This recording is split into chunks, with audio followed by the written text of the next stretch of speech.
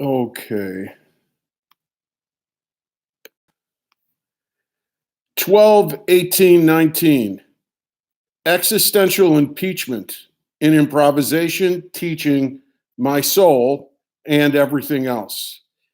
Beyond showbiz hacks, beyond yes and, beyond corporate authoritarianism, beyond the tyranny of the group, beyond the banking system of education, rip open the student's skull and pour propaganda on his brain, beyond calculating political action, beyond personal demons, what lies beyond? Art, not show business, advertising, marketing, and public relations. Improvisation as art, not the facile pandering of yes and, not following Spolin as a religion and never pushing into new approaches and forms. Discovering ways to survive beyond corporate conformity. Avoidance of cliques and their soul stunting conformity, which mutes pure voices and celebrates echoes in nasty miasms of collective fear. Freedom. True equality in education, not socialization for a dysfunctional society. Replacing politics and government, employment, and all potentially creative and personal relationships. Engaging the world with integrity. Simply doing the right thing. The right thing is simple to ascertain. We are born with the ability to know it when we see it. What is complex is the deconstruction of all of the rationalizations that we invent or have foisted upon us when we are possessed by the fear and desire of ourselves or others. The last personal demon to transcend is optimism. We've seen too many movies where the mentally ill concert pianist is finally healed after years of personal struggle. He gives a concert and receives a standing ovation. Optimism must be replaced by hope. Hope does the right thing and the true thing with no guarantee of happily ever after. We live in post-democratic America. Our minds are manipulated. Critical thinking has become a subversive act. When our authentic thought and feeling escapes through the program noise, we are oppressed, brought to heel, banished into exile, or left on the side of a hill to die. We live in a moment where intelligence and art are frustrated. Poets, philosophers, and public servants are bullied by salesmen. America is run by casino owners. The people always lose to the house. Anyone who cracks the game and starts to win is tossed out of the hotel and roughed up in the alley. A great movie of our time, December 2019, was released in 1975, Warren Beatty's Shampoo. The characters pursue getting money, getting over, and getting laid against the backdrop of the presidential campaign that resulted in the election of Richard Nixon. The characters choose corruption in all things. They know what they were doing. Their evil choice leads to their personal destruction and the destruction of all that is good, true, and holy. They descend into despair and compound the sin by calling their degradation the pursuit of happiness. I write on the day that Congress impeaches Donald Trump. America is suffering an existential breakdown. I know the way forward. I can only hope it works. Below are the links to many, not all of the segments that I wrote in the last month or so. And those links will be provided on the YouTube page with this video.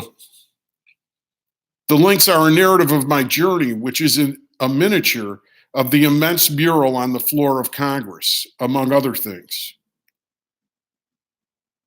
Hemingway said that all true stories end in death. I don't think so.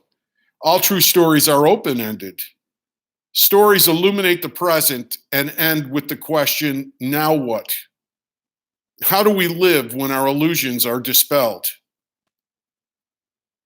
The last sentence of this sequence of my writing, when laid out in chronological order, this is the sequence of the narrative from the last month. And so the last sentence of this sequence of my writing, when laid out in chronological order, the form of a blog usually requires a reverse chronology, contains the words, I hope. I know what to do. I can only hope that the world joins me. The demonically possessed and ignorant world has rebuffed me at many turns. It has unintentionally taught me that I had more work to do. Its last lesson taught me to abandon my optimism. It will not teach me to abandon hope. I was born knowing that hope is a true thing. Hope has humility. Optimism is strangely arrogant and self-involved. All my psychological pain derives from self-concern. Art is the process of transcending personal pain. Understanding the nature of reality is what heals. The world and I are both larger than I previously imagined. What once seemed essential seems pathetic and petty. Art, education, and freedom are what is real. All that I am beyond was a nightmare masquerading as dream. The impeachment isn't about Trump. Trump is just a bad choice, projected against the sky in giant relief. Trump is a horoscope, a vague, meaningless abstraction that we contemplate in order to see ourselves. The impeachment is fictive drama. We act in the play and are its audience. The impeachment is a metaphor for the existential decision we all must make. Whether we have the integrity to be, let me do that again. The impeachment is a metaphor for the existential decision we all must make, whether we have the integrity to be conscious of that decision or not. As of today, and of course that was yesterday, December the 18th, it looks like Trump won't be convicted and removed from office. Now, that's changed a bit. I mean, it's still, the odds are still that he's not going to be convicted or removed. But this thing is a Pandora's box, and we really don't know what's happening with it. I mean, if you're on top of the news, I mean, Nancy Pelosi's not through. So is there going to be a trial? There's a lot of questions. We don't know what's going to happen actually, but the odds are is that he's not going to be convicted right now. I'm glad that when I wrote this initially, I said as of today, because that's what I was thinking. I mean, there's really no way of knowing what's going to happen with this at this point. So as of today, it looks like Trump won't be convicted and removed from office. So what do we do next? I hope we continue to do the right thing, refusing to participate in all that is false in our public role as citizens and in all of the private aspects of our lives. Being human is a choice. I will continue to stand upright as a human being. And I hope that others will join me so that we can be fruitful in the account of all that matters and free ourselves from the yokes of fear and oppression. I live in reality, beyond illusion. I know that I am not alone. I hope for the hospitality of others so that we can go forward together and expand reality. We can create a new world. We can discern the actual limits of existence and distinguish the actual limits from the hallucinations that we make so damned important. Below are the links of the story of the last month of my life.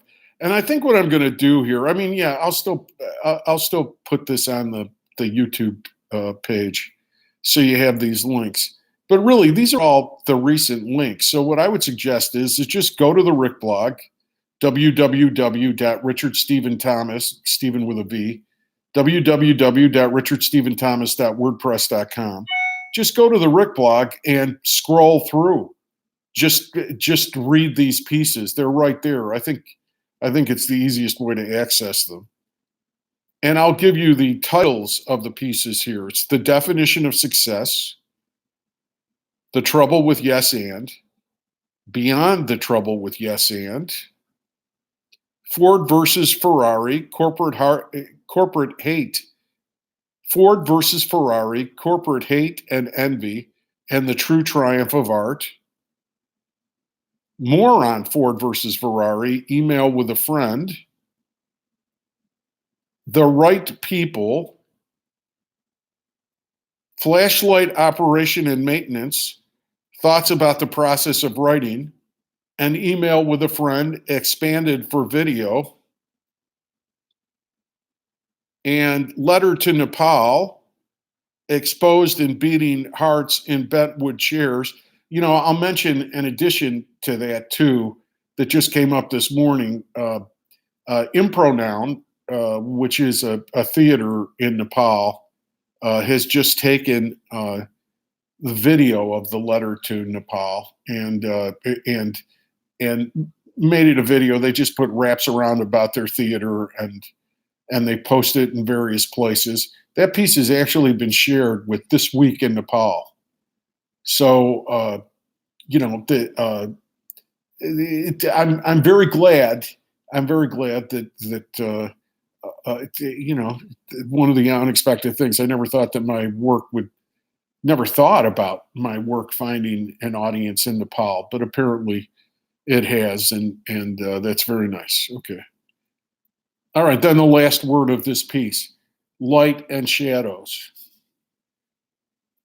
So this is a spoken word poem, which really, because of the nature of things, had to break apart a little bit and become more of just a talk piece, a discussion piece, which I also do, right? So, I mean, the rhythm and the cadence and the organization started breaking down because of developments in the news regarding impeachment and development in one of my other pieces, the letter to Nepal. So, but that's fine, So it's not really a pure piece. It's a pure piece, but it's not. Anyway. It's not important. Okay. All right. Thanks a lot, and we'll see you next time.